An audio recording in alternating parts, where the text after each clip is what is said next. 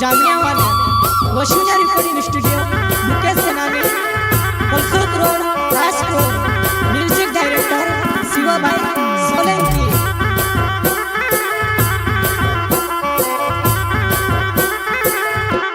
आई जो ना उदाहरण आई गया साबा भंगऱ्यावा तिवऱ्या हट मायावचे तारी तयारी करी धामेवा तिवऱ्या हट मायावचे तारी तयारी करी धामेवा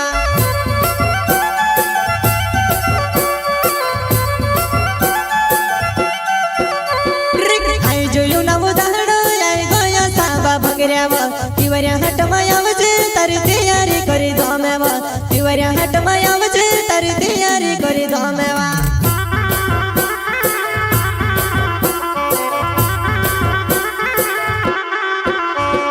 बड़े बड़े रातलो बोल रातला हुजा वाले पसने कर बड़े बड़े रातलो बोल रातला हुजा वाले पसने करवा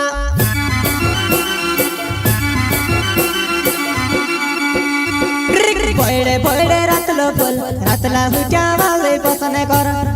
बड़े बड़े रातलो बोल रातला हुजा वाले पसने करवा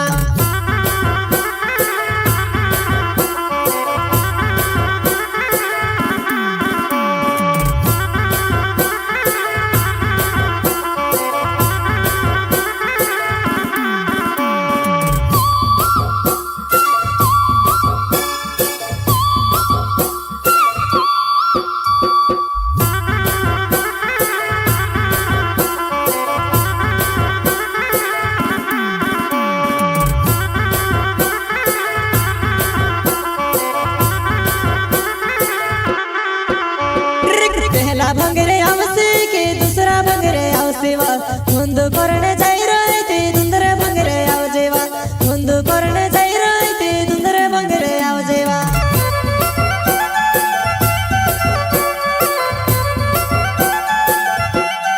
पहला भंगरे आवसे के दूसरा भंगरे आवसेवा धुंद करने जाई